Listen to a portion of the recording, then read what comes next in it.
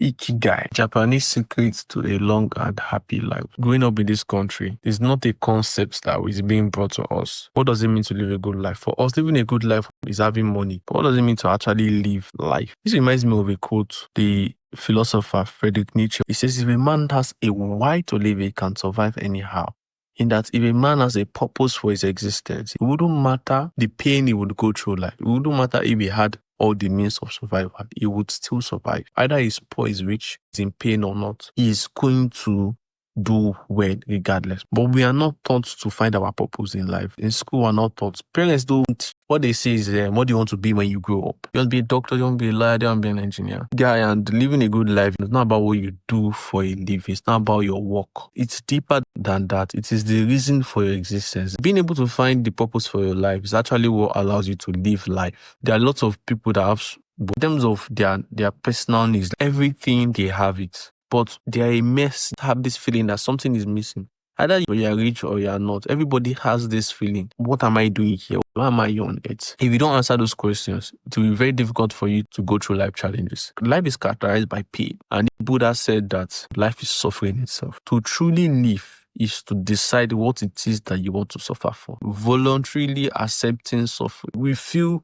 life is purposeless when we just suffer. There's what they call pointless suffering. When you're just suffering, you did not pick that suffering. But something happens when you decide and choose what to suffer for. Let me make it make sense. So, if you believe that the purpose for your being is to be a doctor, you will suffer for it. Whatever decision you make in life, you will surely suffer for it. But because you made that decision, you are now choosing what it is to suffer for. So if I decide to be a doctor, of course, after school, you will keep on reading as a doctor. They have their specific challenges. I know doctors, when it comes to the academics, they are put through some serious study, like long hours of study to be a doctor.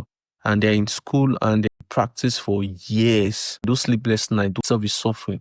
So when you choose to be a doctor, you are choosing what to suffer for. And it is choosing what to suffer for that brings that meaning in life. If your goal is to eradicate poverty from the world, you suffer for it because there will be people in your way. And those people, perhaps you trying to feed the world is against their own personal pocket. They will stand in your way and they will bring challenges to you. And you have to face it because that's what you choose to do with your life. So it means you are also simultaneously choosing that type of stuff. I saw Ikigai online. I had to buy it. When I saw Long and Happy Life, I understand that this is a book that teaches you how to live. And this man starts this book with, he talks about some areas in the world, Okinawa, Japan.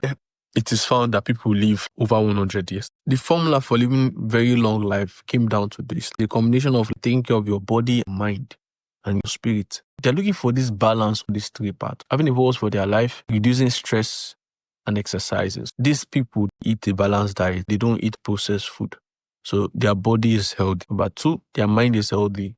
And the way they cope with stress is they have practices. One of it is they have very strong communities. And this community, they show up for each other. They help each other. They engage in physical activities and meditation so that it can reduce stress, because stress is a thing of the mind, not necessarily the body. Many work nowadays, office work, you find that people are so stressed. It's not like physical labor type of work, where their work involves them carrying heavy stuff. The stress on their mind. So your mind is stressed, it goes on to affect your bodily health. So their body is healthy because they exercise and they diet well. Their mind is healthy, they meditate and they have community. Their spirit too is high in that they have a reason for getting out of bed in the morning. But it starts with the spirits, then the mind, then the body. It kind of covers these three aspects of the human being. The first and most important thing is having a purpose for your life. What I enjoy doing. What is it that when I do it gives me joy? I love it. Then what the world needs. So something that feels good. A lot of things feels good. If you start thinking about everything that feels good, you think about so many things. Okay, what feels good to you?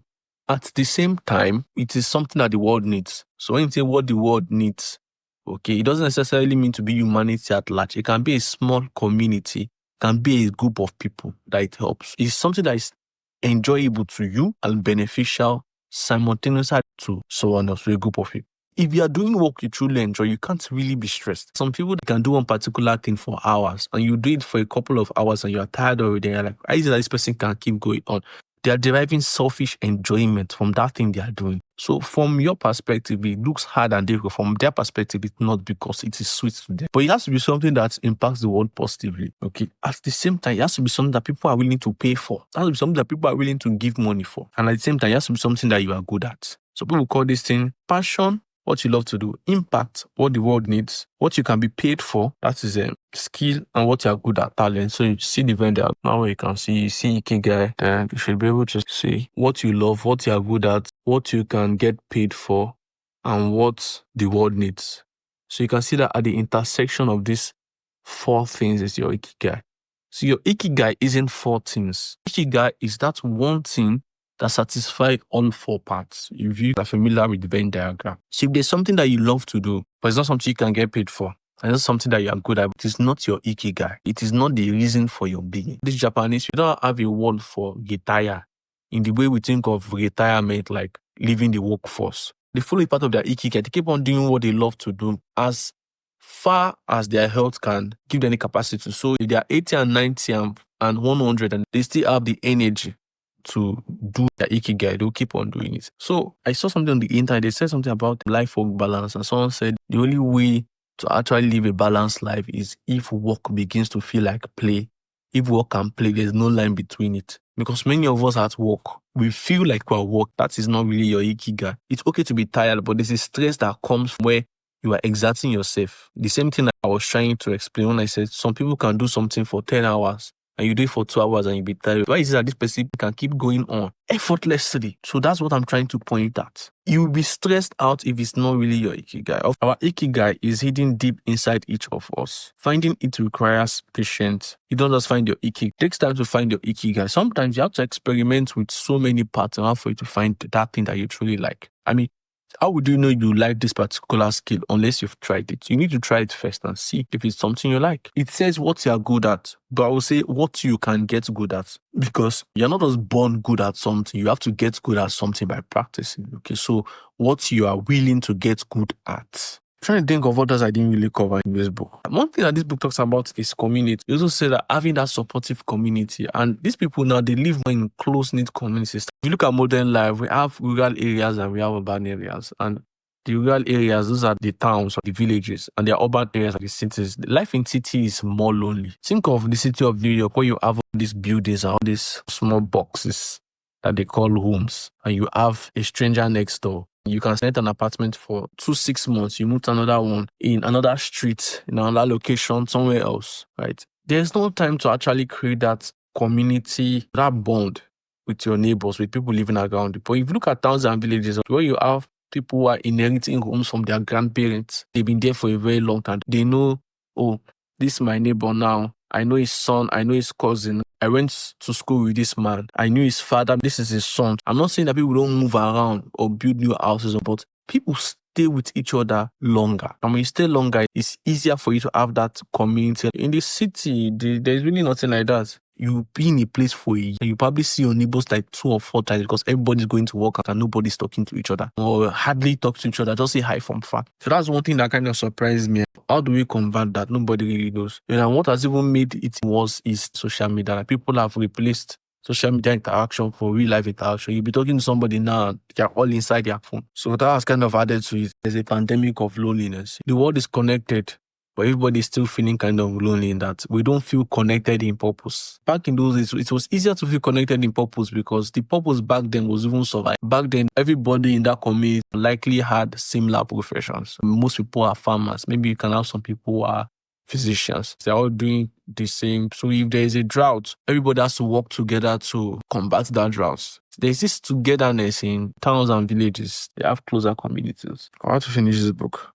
So, yes, one more information. Fear, anxiety. There is a relationship between living and fear. Fear and anxiety is really bad because fear is against living life. If you are too afraid, you won't live life because life is risk. Life is exposing yourself to the unknown. Every day you wake up, you leave your home. You don't know what's going to happen. You don't have to put yourself in danger. Accident can happen. So my point is, for every time you eat, there's a risk of contracting disease. And if you're always living in safe mood, you are not going to truly live. Living life is exposing yourself to uncertainty. So, and anxiety is just being afraid of the unknown. Basically, if you look at it, right, that's the point of worry. This question. If you look through your life, most of the things you were afraid of, you realize that they didn't actually happen. So most of the things you imagine can go wrong with your life are the things that won't actually even go. What will go wrong?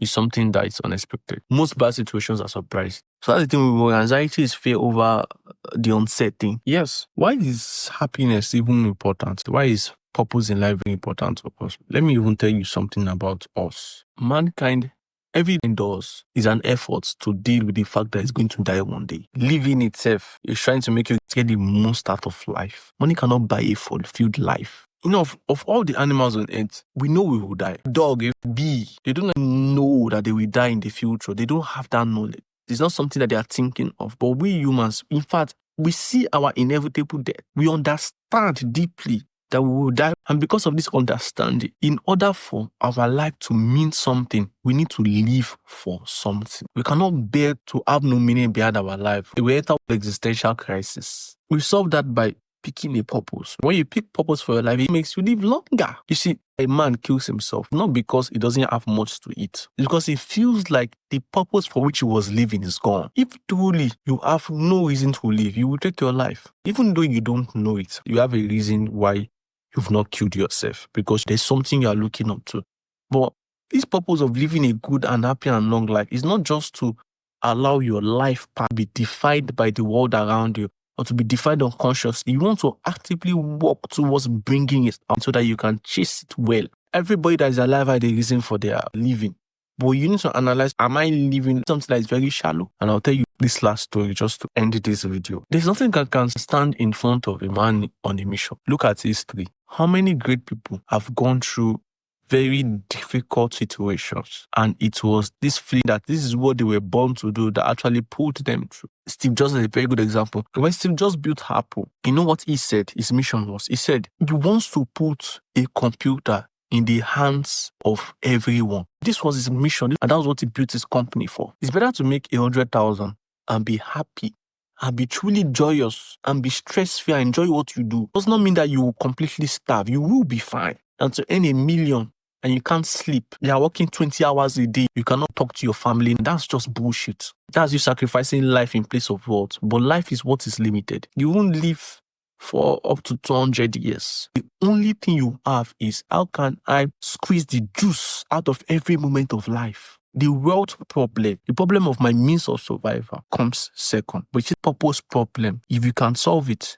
it wouldn't matter. You'll be suffering, you'll be in pain, but you wouldn't be feeling it. And let's also use this example. Has there been a time, I'm sure you've had this experience in your life where you were so engrossed in something that you were doing, forgot to brush your teeth, you forgot to eat. And when you are done, you realize that it's 7 p.m. in the evening. It is not that you didn't feed the hunger. It's dulled down. You did not notice it. This is what a strong purpose does when it comes to the pain of life. It gives you greater capacity because the pain is nothing in comparison to your purpose. See, this is how great people able to achieve what they want to achieve. The people who have changed the world. The mission is more important than whatever pain they have. That is why they can go through that pain. They chose the suffering. The mission was great. So if you can find it, discover it, build it, then you would survive anyhow. It used to be easy to make yourself happy because life is all pain. So that's the thing. Try and discover your Ikigai, reason for your existence, your purpose for life. If you can find that, there's nothing that can stand in your way. You'll be unstoppable.